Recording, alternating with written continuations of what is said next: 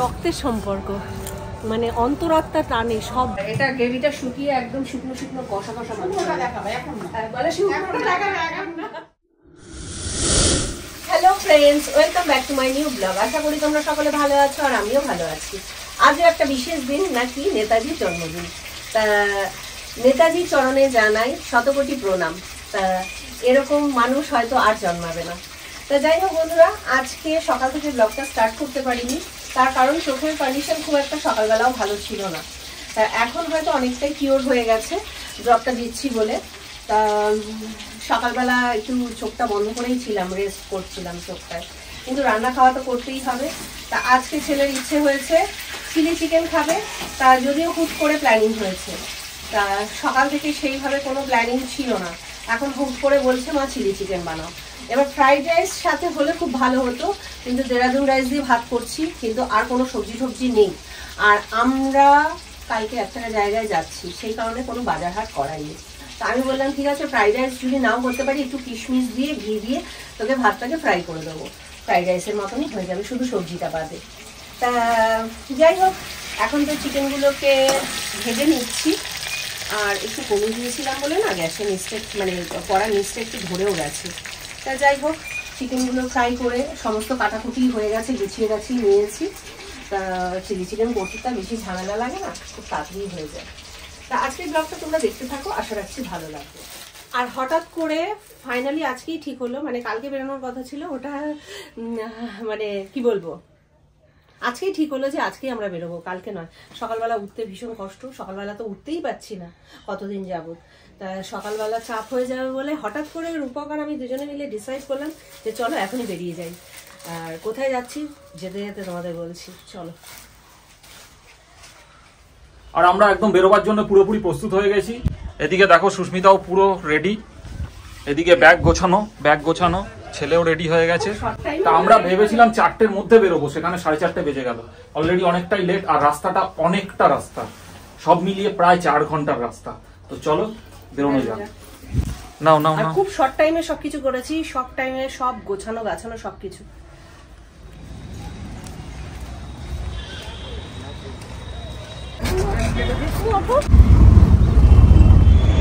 চলে এসছি গড়িয়ায়, আর গড়িয়া থেকে মেট্রো নেব, মেট্রোতে করে যাব এমজিতে, মানে আমরা এমজি রোডে নামবো। তা চলো যাওয়া যাক। মেট্রো এসেও গেছে, এবার আমরা মেট্রোতে উঠে পড়বো। সবাই একদম প্রস্তুত, দেখতেই পাচ্ছ।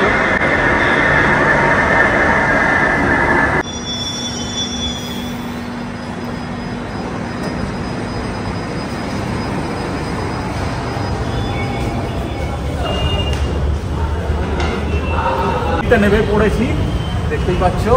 এবার এখান থেকে বেরিয়ে সোজা যাব বাস ধরবো। কিন্তু আমরা যাচ্ছিটা কোথায়? বেরোনো থেকে তো বলে যাচ্ছি আমরা বেরিয়ে বলবো। আমরা অটো ধরলাম, মেট্রো থেকে নেমে গেলাম, এবার বাস ধরবো। আমরা যাচ্ছি হাওড়া স্টেশন, আমরা ওখান থেকে যাব নবদ্বীপ যাব সুস্মিতার মাসির বাড়ি। যেই মাসি এসেছিল ব্লগে দেখেছিলাম 10 বছর বাদে, সেই মাসির বাড়িতেই যাচ্ছি।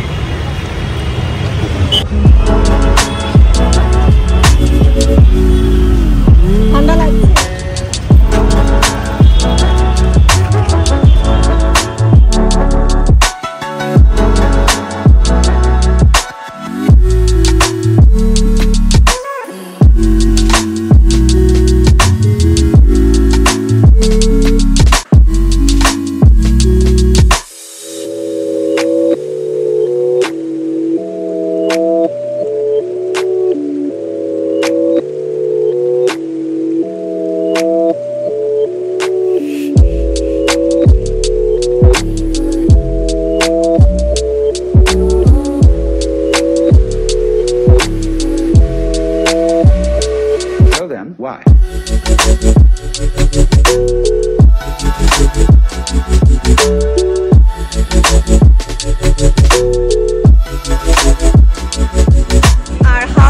আমরা ব্যান্ডেল লোকাল ধরেছিলাম, আর ব্যান্ডেলে চলে এসেছি। আর ব্যান্ডেল থেকে কাটোয়ার লোকাল আবার ধরেছি, মানে কাটোয়ার লোকালে আমরা মানে ট্রেনে উঠেছি, এখনও ট্রেন ছাড়িনি। আর ওদিকে গেছে জল আনতে, ওই যে ছেলের খুব গলা শুকিয়ে গেছে, সেই ধরনের জল আনতে গেছে। আর খানিক বাদেই মানে ট্রেনটা ছাড়বে। জায়গায় রেখে দিয়েছি, এই দেখো। আর দীর্ঘদিন বাদে এরকম লং জার্নি করছি, খুব মজাই লাগছে। আর এদিকে দেখো চা নিয়ে আসো। ছেলে খাবে না? খাবে না। আর এদিকে চা নিয়ে চলে এসছে। ঝপ ঝপ আসো।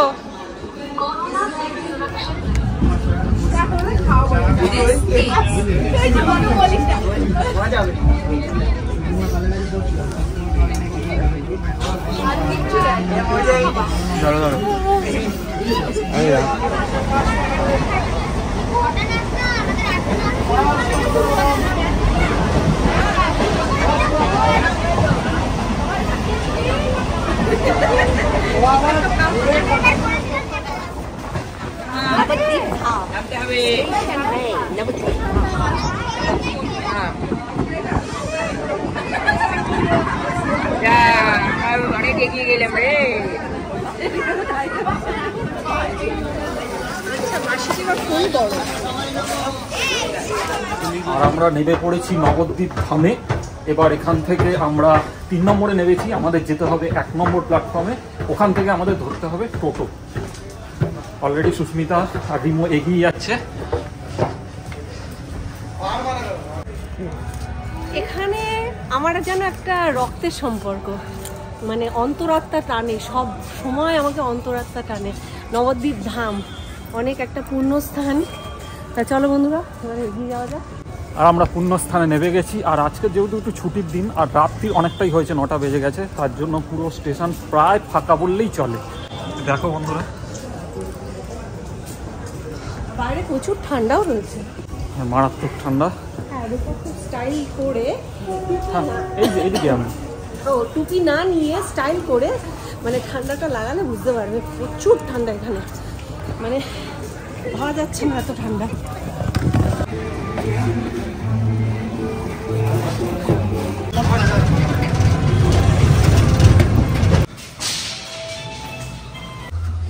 আরে কত ফাস্ট এসে গেলাম দেখো।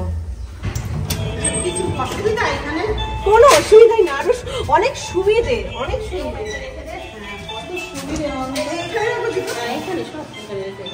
তুমি একটা সেলফ রাখার জায়গা নেই না?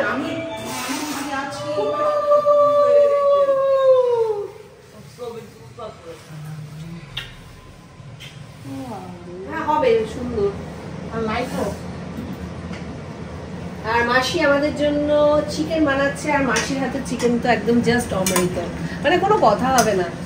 আর এটা গ্রেভিটা শুকিয়ে একদম শুকনো শুকনো কষা কষা দেখাবে এখন না, বলে শুকনোটা দেখাবে এখন না, না এখনটাও দেখো, শুকনোটাও দেখবে। চলো ছাড়তে নেই বলে ছাড়তে রাতে খুব ভালো লাগে একটু ধরে। আর এই তো দিদা বসে আছে, শীতে বন্ধু হয়ে গেছে। তুমি মজা পাবো না, আমরা এবার একটু ছাদে যাবো। আর বন্ধুরা চলে এলাম এই ঠান্ডার মধ্যে ছাদে। মাসি বললো চলো ছাদটা দেখিয়ে আসি, খুব সুন্দর। তা আমি চলে এসেছি ছাদে। চারিদিকে পুরো অন্ধকার, কিচ্ছু দেখা যাচ্ছে না। এই দেখো,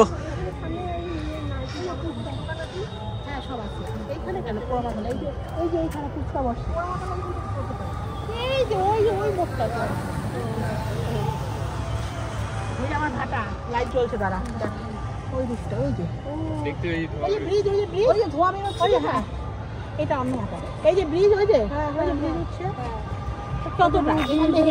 আমি ধর এই দিক দিয়ে হেঁটে ওইখানে যাই, তাহলে অনেকটা হেঁটে, অনেকটা দেখতে লাগছে ওরকম। এইখান থেকে অনেকটাই, এইখান থেকে হেঁটে ধরো ওই যে ব্রিজ, ওই যে ব্রিজ, এইখান থেকে এইভাবে হাঁটি, ওই ওরকম যাই, তারপরে ওইখানে ভাটাই।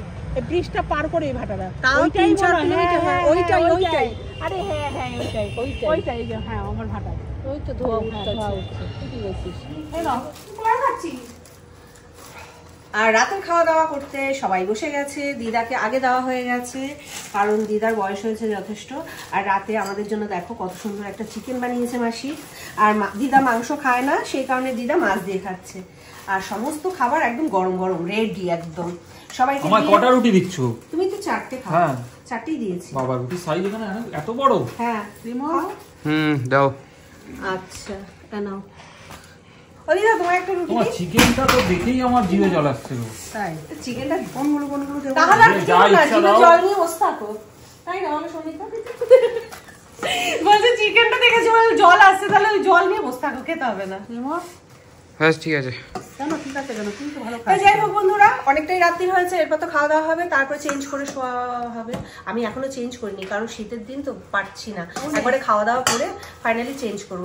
আজকের ব্লগটা এখানে শেষ করছি, দেখা হচ্ছে কালকে নেক্সট ব্লগে। আর আজকের ব্লগটা তোমাদের ভালো লেগে থাকলে অবশ্যই একটা লাইক কমেন্ট শেয়ার করে দিয়ে যাও। টাটা, শুভরাত্রি।